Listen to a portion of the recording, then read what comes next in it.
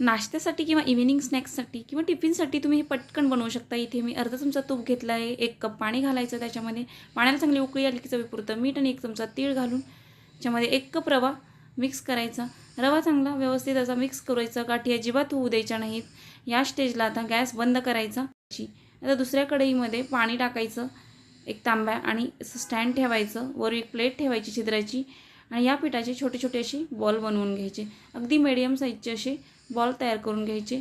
सगळे बॉल तयार झाले की असे या प्लेटमध्ये ठेवायचे आणि 5 ते 6 मिनिटासाठी वाफवून घ्यायचे मीडियम गॅसवर। बघू शकता सॉफ्ट असे तयार झाले आहेत। आता अर्धा चमचा तेल घ्यायचं, जिरे घालायचे आणि ठेचलेला लसूण घालायचा, याच्यामध्ये बॉल्स घालायचे, बॉल चांगले फ्राय करून घ्यायचे। त्याच्यामध्ये 1 चमचा मॅगी मसाला किंवा पिझ्झा सीझनिंग घालायची, 1 चमचा सॉस घालायचा आणि फ्राय करून घ्यायचं। बघू शकता बॉल तयार झाले। सॉसबरोबर खायचे आणि चॅनलला सबस्क्राईब करायचं। थँक्यू।